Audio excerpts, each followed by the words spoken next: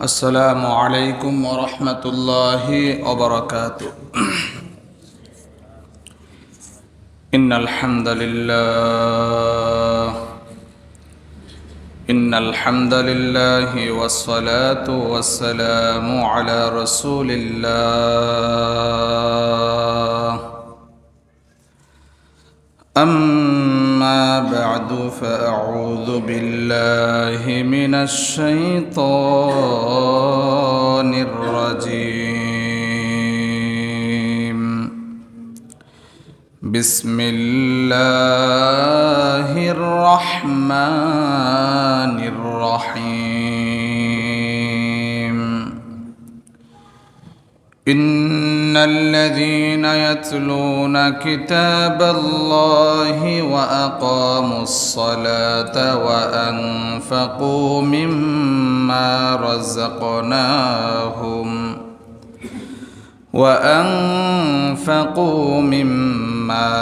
رزقناهم سرا وعلانية يرجون تجارة لن تبور ليوفيهم أجورهم ويزيدهم من فضله. قال رسول الله صلى الله عليه وسلم: خيركم من تعلم القرآن وعلمه. رواه الترمذي. সকলে দুরূদ শরীফ পড়ে আল্লাহুম্মা সাল্লি আলা মুহাম্মাদি ওয়া আলা আলি মুহাম্মাদ কামা সাল্লাইতা আলা ইব্রাহিম ওয়া আলা আলি ইব্রাহিম ইন্নাকা হামিদুম মাজিদ। আল্লাহুম্মা বারিক আলা মুহাম্মাদ ওয়া আলা আলি মুহাম্মাদ কামা বারাকতা আলা ইব্রাহিম ওয়া আলা আলি ইব্রাহিম ইন্নাকা হামিদুম মাজিদ। সুবহানাকা লা ইলমা লানা ইল্লা মা আল্লামতানা ইন্নাকা আনতাল আলিমুল হাকীম। আলহামদুলিল্লাহ, আল্লাহ তাআলার কাছে লাখ লাখ শুকরিয়া যে মহান রব্বুল আলামিন আমাদেরকে জুমার দিন অতি ফজিলতপূর্ণ দিনে আল্লাহ জাল্লা শানুহু দুনিয়ার বিভিন্ন কাজ থেকে ফারেক করে আল্লাহ তাআলার ঘর মসজিদে আসার এবং বসার তৌফিক দান করেছেন। এই জন্যে আল্লাহ তাআলার দরবারে কালিমাতুশ শুকর আদায় করি, সকলে বলি আলহামদুলিল্লাহ। আরও শুকরিয়া আদায় করছি যে মহান রব্বুল আলামিন আমাদেরকে সুস্থ রেখেছেন। আবারও আল্লাহ তাআলার দরবারে কালিমাতুশ শুকর আদায় করে সকলে বলি আলহামদুলিল্লাহ। সম্মানিত ভাইয়েরা আমার, আজকের বিষয়বস্তু হলো কোরআনের ফাজাইল সম্পর্কে। কোরআন কি এবং কোরআনের ফাজাইল সম্পর্কে, কোরআন শিক্ষার গুরুত্ব সম্পর্কে আলোচনা হবে। আল্লাহ তাআলা যদি তৌফিক দেন যতটুকু আলোচনা শুনব ততটুকু অনুযায়ী যেন আমল করতে পারি, আল্লাহ তাআলা যেন সেই তৌফিক দান করেন, সকলে বলি আমিন। সম্মানিত ভাইয়েরা আমার, আলোচনা ঢোকার আগে আরেকটা কথা, এই মাসটা হলো রজব মাস। কি মাস? রজব মাস, আরবি রজব মাস। এরপরে হলো শাবান, তারপরে হলো রমাদান। তাহলে রমজানের আর মাত্র এই তো 1 মাস 20 দিন বাকি আছে আনুমানিক মোটামুটি। তাইলে এই রজব মাস আসার পরে আল্লাহ রসুল সাল্লাল্লাহু আলাইহি ওয়াসাল্লাম একটা দোয়া পড়তেন। এই দোয়াটা অনেকে জানি, যারা জানি না আমরা এখনই পড়ে নেই যে আল্লাহুম্মা বারিক লানা ফি রজব ওয়া শাবান ওয়া বাল্লিগনা রমাদান। আল্লাহুম্মা বারিক লানা ফি রজব ওয়া শাবান ওয়া বাল্লিগনা রমাদান। এই দোয়াটা আমরা বেশি বেশি পড়ব। আল্লাহুম্মা বারিক লানা ফি রজব ওয়া শাবান ওয়া বাল্লিগনা রমাদান। সম্মানিত ভাইরা আমার, কুরআনুল কারীম এটা কার কিতাব? আল্লাহ তাআলার কিতাব, আল্লাহর কথা, কালামুল্লাহ। এর সংজ্ঞা, এর আবিধানিক যে অর্থটা, কোরআন শব্দের আবিধানিক অর্থ হলো পঠিত, যেটাকে বারংবার পাঠ করা হয়। বারংবার যে জিনিসটাকে কি করা হয়? পাঠ করা হয়, পঠিত। আর পারিভাষিক সংজ্ঞায় নুরুল ইজার মধ্যে আছে এবং নুরুল আনোয়ারের মধ্যে আছে আল কোরআনু হুয়া কালামুল্লাহিল মুনাজ্জাল আলার রাসূল সাল্লাল্লাহু আলাইহি ওয়াসাল্লাম বিতরিকাতিল ওয়াহয়ি বিল লাফজিল আরবিয়্যি। যে কোরআন হলো এটা আল্লাহ তাআলার কথা, যেটা নাজিল হয়েছে আমাদের নবী মুহাম্মাদুর রাসূলুল্লাহ সাল্লাল্লাহু আলাইহি ওয়াসাল্লামের উপর ওহীর মাধ্যমে। কিসের মাধ্যমে? ওহীর মাধ্যমে, আরবি ভাষায়। কি ভাষায়? আরবি ভাষায় ওহীর মাধ্যমে আমাদের নবী হযরত মুহাম্মাদুর রাসূলুল্লাহ সাল্লাল্লাহু আলাইহি ওয়াসাল্লামের উপর আল্লাহ তাআলার পক্ষ থেকে যেই কিতাব নাজিল হয়েছে সেই কিতাবের নাম কি? আল কোরআন। সেই কিতাবের নাম কি? আল কোরআন। দীর্ঘ প্রায় 23 বৎসরে এই কোরআন আল্লাহর রসুলের উপর কি হয়েছে? নাজিল হয়েছে। কিভাবে, কোন পদ্ধতিতে নাজিল হয়েছে, এটার অনেক বিস্তারিত আলোচনা আছে, এই দিকে যাব না, অনেক কাহিনীও আছে। আজকে শুধু এই কোরআনটা, এই কোরআনের জন্য আমাদের দ্বীনের নবী মুহাম্মাদুর রাসূলুল্লাহ সাল্লাল্লাহু আলাইহি ওয়াসাল্লাম অনেক কষ্ট করেছেন, রক্ত জড়াইছেন, তায়েফের মাঠে রক্ত জড়াইছেন এই কোরআনের দাওয়াত দিতে গিয়ে। কাফেররা অনেক অপমানিত করেছে, আমার দ্বীনের নবীকে অনেক কষ্ট দিয়েছে। কোরআন এমন একটা কিতাব যার মধ্যে কোনো লেশমাত্র কোনো সন্দেহ নাই। এটা যে নির্ভুল, যার মধ্যে কি নাই? কোনো সন্দেহ নাই। আল্লাহ তাআলাই তার গ্যারান্টি দিয়ে দিচ্ছেন, যালিকাল কিতাবু লা রাইবা ফীহি। এটা এমন একটা কিতাব যার মধ্যে কোনো সন্দেহ নাই। বলেন না সুবহানাল্লাহ। দুনিয়ার যত বই পুস্তক আছে, প্রকাশনী থেকে যখন বই প্রকাশ পায় তখন বইয়ের প্রথম পৃষ্ঠার মধ্যে লেখা থাকে যে ভুল ত্রুটি ক্ষমার মার্জনা, ভুল ত্রুটি দেখলে জানিয়ে অবগত করবেন, আমাদেরকে জানাবেন, এরকম একটা বিজ্ঞপ্তি দিয়ে দেয় কি দেয় না? দুনিয়ার বই পুস্তক, যে বই পুস্তকগুলো আছে, কিতাবাদি আছে, এই কিতাবাদের মধ্যে ভুল ত্রুটি রয়েছে, ভুল হতেই পারে। কিন্তু কোরআন এমন একটা কিতাব, আজ পর্যন্ত সেই কিতাবের একটা আয়াত, একটা সূরা, একটা অক্ষর পর্যন্ত কেউ রদবদল পরিবর্তন করতে পারে নাই। তার নাম হলো পবিত্র কোরআন। বলেন না সুবহানাল্লাহ। এমন একটা কিতাব আমাদের নবীর উপর নাজিল হয়েছে, এই কিতাবের নাম হলো কোরআন। এই কোরআনটা পড়লে লাভ কি, ফজিলত কি? সূরাতুল ফাতির, কোরআনুল কারীমের একটা সূরার নাম হলো সূরাতুল ফাতির। এই সূরার 29 নম্বর আয়াতে আল্লাহ তাআলা বলেন, ইন্নাল্লাযীনা ইয়াতলুনা কিতাবাল্লাহি ওয়া আকামুস সালাতা ওয়া আনফাকু মিম্মা রাযাকনাহুম সিররাও ওয়া আলানিয়া। আল্লাহ তাআলা বলেন, যারা কালামুল্লাহ তেলাওয়াত করে, কোরআন তেলাওয়াত করে, কি করে? কোরআন শরীফ তেলাওয়াত করে, নামাজ প্রতিষ্ঠা করে, এবং আল্লাহর রাস্তায় গোপনে বা প্রকাশ্যে দান করে, আল্লাহ তাআলা বলেন ইয়ারজুনা তিজারাতাল লান তাবুর, তারা এমন একটা ব্যবসার আশা করে যেই ব্যবসাতে লাং তাবুর কোনো লস নাই। বলেন না সুবহানাল্লাহ। কখনো এই ব্যবসার মধ্যে লস হবে না। দুনিয়ার ব্যবসা বাণিজ্য করতে গেলে লস আছে কি নাই? লাভ লস আছে না? কিন্তু এই তিনটা কাজ করলে এটা এমন একটা লাভ যার মধ্যে কোনো লোকসান নাই, ক্ষতি নাই। বলেন না সুবহানাল্লাহ। আল্লাহ তাআলা বলেন লাং তাবুর, কখনো লস হবে না। কোরআন তেলাওয়াত যে করবে সে কখনো ক্ষতিগ্রস্ত হবে না। বলেন না সুবহানাল্লাহ।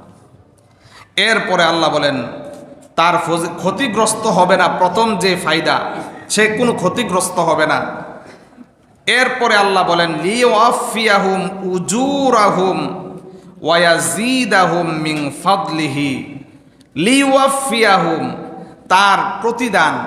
কোরআনুল কারীম যে পড়ছে 10 মিনিট, 20 মিনিট, 15 মিনিট বা 1 ঘন্টা আল্লাহর জন্য যে সময় দিছেন, পবিত্র কালামুল্লাহ পড়ছেন, নামাজ প্রতিষ্ঠা করছেন, নামাজ পড়ছেন, আল্লাহর রাস্তায় টাকা পয়সা ব্যয় করছেন, এই 3 কাজ করার কারণে আল্লাহ বলেন বান্দা শুনো, তোমাকে আমি এর বিনিময়ে পরিপূর্ণ প্রতিদান আমি তোমাকে দেব। বলেন না সুবহানাল্লাহ। দুনিয়ার হালতে মালিকের কাজ যখন কর্মচারীরা করে, 1 মাসের বেতন আরেক মাসে দেয়, দেয় কি দেয় না? আবার 10,000-এর মধ্যে 1,000 কমাইবারও চেষ্টা করে যে এই মাসে পরিপূর্ণ দিতে পারবো না, 1,000 টাকা কম নাও। হয় কি হয় না? মালিক এভাবে কর্মচারীকে বলে কি বলে না যে এই মাসে 10,000 টাকা পুরাপুরি দিতে পারবো না, 1,000 টাকা কম নাও। পরিপূর্ণ দিতে পারে না। অনেক মালিক এরকম আছে কি নাই? আল্লাহ বলেন বান্দা আমার কোরআন যদি পড়ো, দুনিয়ার মালিকের মতো আমি আল্লাহ না, আমি মালিক না, আমি এমন মালিক, তুমি কোরআন পড়ার সাথে সাথে পরিপূর্ণ সওয়াব বিন্দু পরিমাণও কমান হবে না, তোমার আমল নামায় আমি লিপিবদ্ধ করে দেব। বলেন না সুবহানাল্লাহ। আরো কি করব? ওয়ায়াজিদাহুম মিন ফাদলিহি। বান্দা এই কাজগুলো যখন করবা তোমার মর্যাদা আমি আল্লাহ বাড়াই দিব। বলেন না সুবহানাল্লাহ। তাইলে কত মর্যাদা, কত ফজিলত আল্লাহ দান করবেন। আমার ভাইয়েরা, মসজিদের দান বক্স যাচ্ছে, প্রতি সপ্তাহে আমরা তো দান করি কিছু না কিছু, আলহামদুলিল্লাহ। আমার ভাইয়েরা, বিন্দু বিন্দু একটু একটু যদি দান করি, এই দান আপনার নাজাতের জন্য ফায়সালা হবে। আপনার কিয়ামতের দিন বুঝতেই পারবেন না যে 5 টাকা 10 টাকার দান এত পাহাড় পরিমাণ হয়েছে। আমরা সকলে মসজিদে দান করি, আল্লাহ সকলের দানকে কবুল করুক, সকলে বলে আমিন। সম্মানিত ভাইয়েরা আমার, তাইলে বলতেছিলাম কোরআনুল কারীম পড়লে পরিপূর্ণ প্রতিদান আল্লাহ দান করবেন এবং তার মর্যাদা আল্লাহ তাআলা বাড়িয়ে দিবেন। বলেন না সুবহানাল্লাহ। মর্যাদা যে বাড়িয়ে দেন, এই ব্যাপারে আরেকটা হাদিস ইবনে মাজার 218 নম্বর হাদিস, ইবনে মাজার 218 নম্বর হাদিসে আল্লাহ রাসূল সাল্লাল্লাহু আলাইহি ওয়াসাল্লাম বলেন ইন্নাল্লাহা ইয়ারফা'ু বিহাযাল কিতাবি আকওয়ামান। আল্লাহ তাআলা পবিত্র কুরআনুল কারীম পড়ার কারণে, কোরআনের জ্ঞান থাকার কারণে আল্লাহ তার মর্যাদা বাড়িয়ে দিয়েছেন। তার ঘটনাটা ছোট আকারে একটা ঘটনা বলি। উমর রাদিয়াল্লাহু তাআলা আনহু ছিলেন মক্কার আমির ছিলেন, বাদশাহ। মক্কার প্রশাসনিক দায়িত্ব, গ্রামগঞ্জের একটা দায়িত্ব দিয়েছিল একজন গ্রাম্য ব্যক্তিকে। কাকে? গ্রাম্য একজন ব্যক্তিকে মক্কার প্রশাসনিক দায়িত্ব দিলেন। তখন উমর রাদিয়াল্লাহু তাআলা আনহু রাফিকে জিজ্ঞাসা করলেন, যে রাফি ইবনে হারিসকে জিজ্ঞাসা করলেন যে তুমি কাকে এই মক্কার অলি গলির দায়িত্ব দিয়েছো, কোন ব্যক্তিকে দিয়েছো? তখন রাফি উত্তর দিলেন, আমি একজন গুলাম ব্যক্তিকে মক্কার অলি গলির দায়িত্ব দিয়েছি। বলেন না সুবহানাল্লাহ। উমর রাদিয়াল্লাহু তাআলা আনহু আশ্চর্যান্বিত হয়ে গেলেন। কেন? যে একজন গুলামকে এভাবে গ্রাম পরিচালনা করার জন্য দায়িত্ব দিয়েছ। একজন গুলাম, তার মধ্যে আর কি আছে?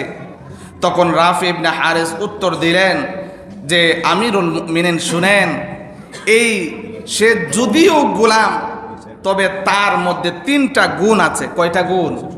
3টা গুণ আছে।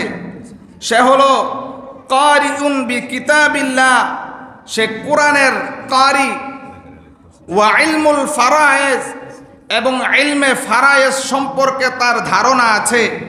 সে কোরআনের কারি, কোরআন পড়তে পারে, তার মধ্যে এই গুণটা আছে। এবং সে আলেম, ফারাইজের আলেম, সে ফারাইজ সম্পর্কে, ধন সম্পদ কিভাবে বন্টন করতে হয় সেই ব্যাপারে তার ধারণা আছে। ওয়াকাযিন, তার মধ্যে আরেকটা গুণ হলো সে হলো কাজী। বলেন না সুবহানাল্লাহ। তার মধ্যে 3টা গুণ আছে।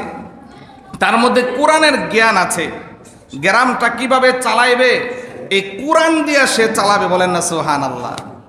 তার মধ্যে আরেকটা গুণ ফারাইজের গুণ আছে, মান বন্টন, ধন সম্পদ কেমনে বন্টন করবে। আজকের সমাজে জায়গা জমি নিয়ে ঝগড়াঝাটি হয় কি হয় না? ভাইয়ে ভাইয়ের মধ্যে ঝগড়া হয় কি হয় না? বহু ঝগড়া লেগেই থাকে, সমাধা হয় না।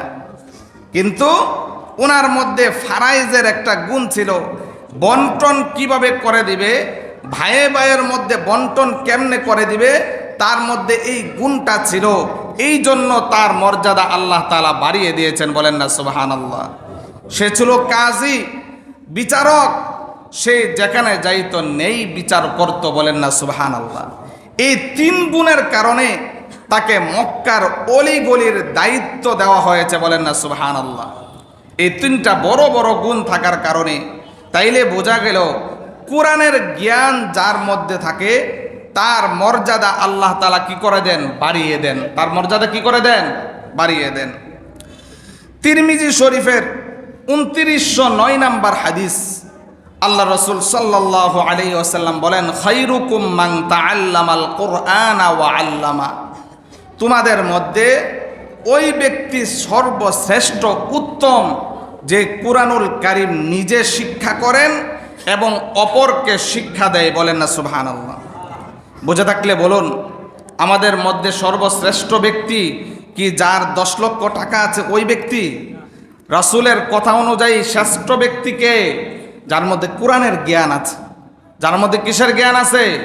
কোরআনের জ্ঞান আছে, যে নিজে কোরআন শিক্ষা করে এবং অপরকে শিক্ষা দেয়, সে হলো শ্রেষ্ঠ ব্যক্তি। বলেন না সুবহানাল্লাহ। আজকে আমরা মনে করি যার টাকা পয়সা, ধন দৌলত, বাড়ি গাড়ি যার যত বেশি আছে, হেই হইল সমাজের মধ্যে সর্বশ্রেষ্ঠ ব্যক্তি, ঠিক কিনা? কিন্তু আল্লাহর কাছে দামি এবং শ্রেষ্ঠ ব্যক্তি হোক সে একবারে দুনিয়ার ক্ষেত্রে নিম্ন শ্রেণী, দুনিয়ার ক্ষেত্রে খেটে খাওয়া মানুষ, কিন্তু ওই ব্যক্তিটার মধ্যে কোরআনের জ্ঞান আছে, ওই ব্যক্তিটা কোরআন নিজেও শিখেন এবং অপরকে শিখায়, আল্লাহ রাসূল বলেন সেই হলো শ্রেষ্ঠ ব্যক্তি। বলেন না সুবহানাল্লাহ। আরেকটা উদাহরণ দিলে বুঝবেন, কোরআন যারা পড়ে এবং যারা পড়ায়, বুখারী শরীফের 5427 নম্বর হাদিস, বুখারী শরীফের 5427 নম্বর হাদিসে আল্লাহ রাসূল সাল্লাল্লাহু আলাইহি ওয়াসাল্লাম বলেন, মাসালুল মুমিন আল্লাযী ইয়াকরাউল কুরআনা মাসালুল উতরুজ্জা রিহুহা তাইয়িবুন ওয়া তা'মুহা তাইয়িবুন। যে মুমিন বান্দার মধ্যে একটা উদাহরণ হলো, যে মুমিন বান্দা কুরআনুল কারীম তেলাওয়াত করে, তার উদাহরণ হলো এমন ঘ্রাণযুক্ত কমলার মতো, যার মধ্যে একটা ঘ্রাণও আছে এবং সেই ঘ্রাণযুক্ত কমলা খাইতেও সুস্বাদু। বলেন না সুবহানাল্লাহ।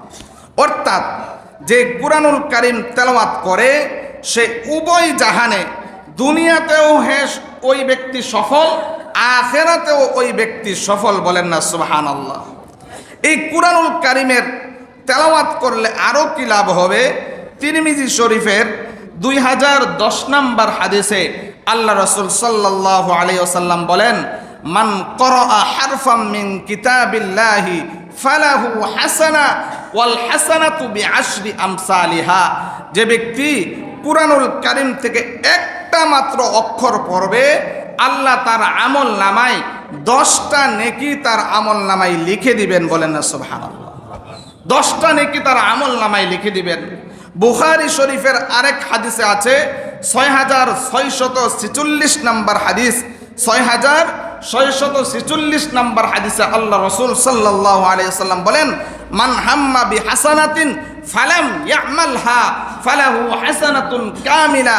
যে ব্যক্তি একটা নেক কাজের আশা করছে, ওই নেক কাজটা এখনো করে নাই, আল্লাহ রাসূল বলেন তার আমল নামায় আল্লাহ পরিপূর্ণ একটা নেক লিখে দিবেন, বলেন না সুবহানাল্লাহ। ওয়ামান হাম্মা বিহাসানাতিন ফায়ামালহা ফালাহু আশরু ইলা 700 দু'ফিন।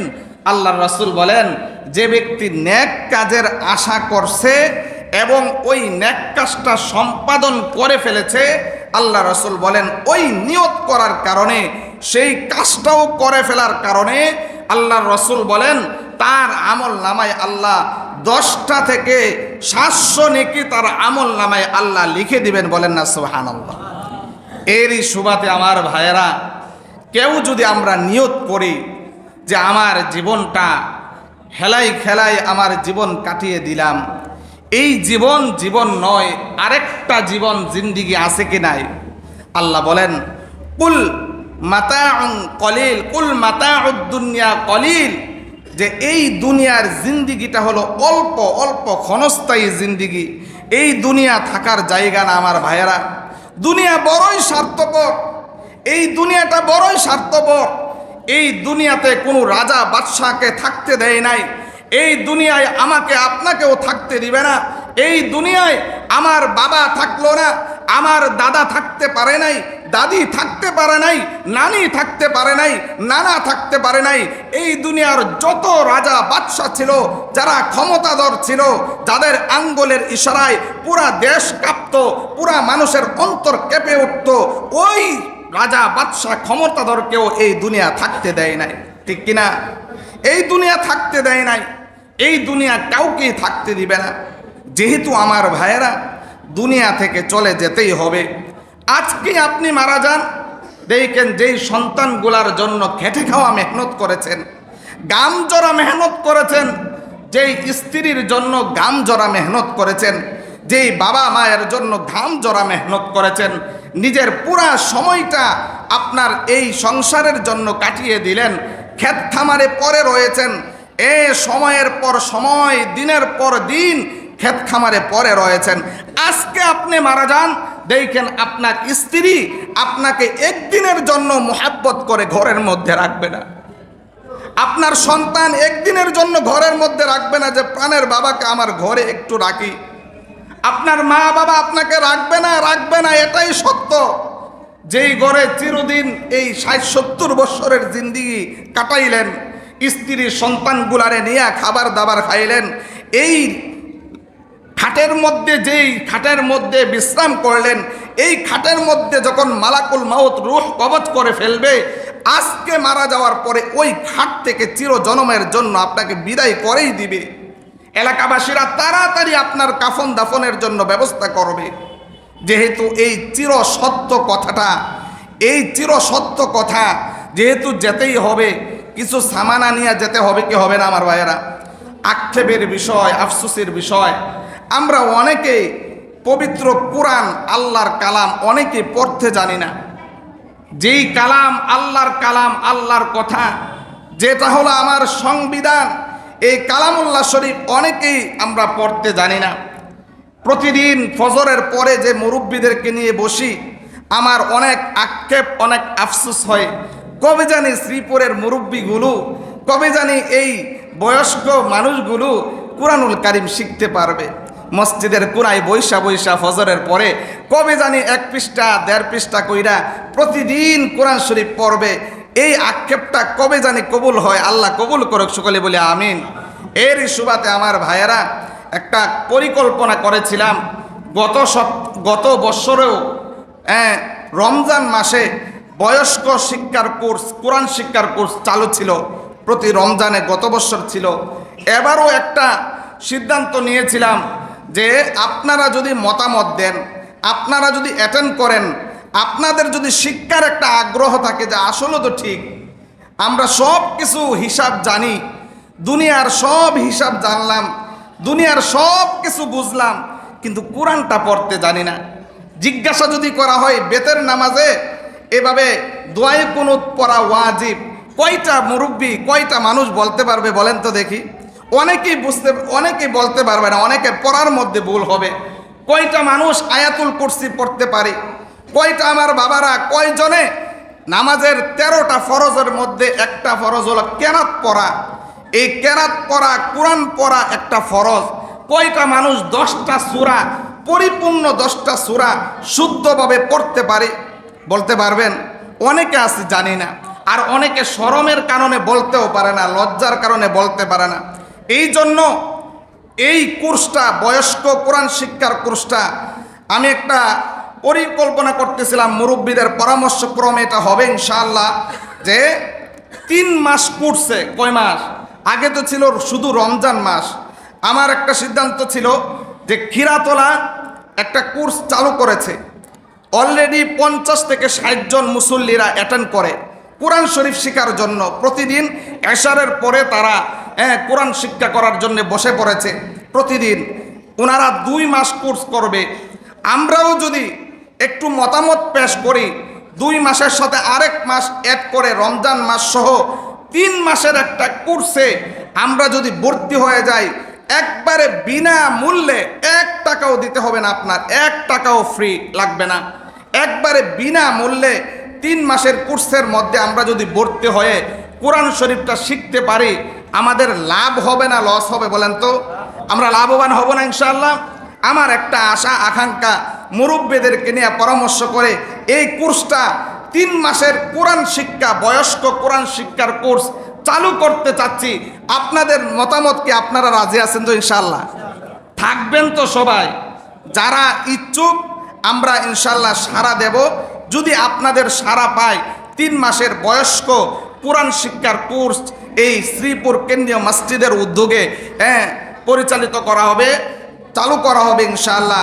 এবং এই কোর্স শেষে যে আল্লাহর বান্দারা কুরআনুল কারীম পরিপূর্ণভাবে পড়তে পারবে, 3 মাসের মধ্যে একদিনও গায়রাজি অনুপস্থিত থাকবে না, ওই বান্দাদেরকে কিছু পুরস্কার দেওয়া হবে। কি দেওয়া হবে? ঈদ সামগ্রী। তাদেরকে নিয়ে ঈদুল ফিতরের দিন আনন্দ করব ইনশাআল্লাহ, যে আমার একটা আনন্দ হবে যে তারা কুরআনুল কারীম শিখতে পারছে, একবারে আলিফ থেকে নিয়ে কুরআনুল কারীম শুদ্ধভাবে পড়তে পারছে। এমন ব্যক্তিদেরকে 3 মাসে কোনো অনুপস্থিত থাকা যাবে না। এই 3 মাস কোর্সের মধ্যে কুরআনুল কারীম শুদ্ধভাবে যারা পড়তে পারবে তাদেরকে আবার ঈদ সামগ্রী কিছু পুরস্কারও দেওয়া হবে। আল্লাহ তাআলা আমাদেরকে কবুল করুক, সকলেই বলে আমিন। রাজি আছেন তো ইনশাআল্লাহ? এই ভালো কাজটা শিখতে রাজি আছেন তো ইনশাআল্লাহ? এই বয়স শেষ হয়ে গেছে, একবারে বার্ধক্যবনিতে লাস্ট চান্স আপনার জন্য, এখনই সুযোগ। এই কোর্সটার মধ্যে আপনারা নাম লেখান। আল্লাহ আমাদের সবাইকে কবুল করুক, সকলে বলি আমিন।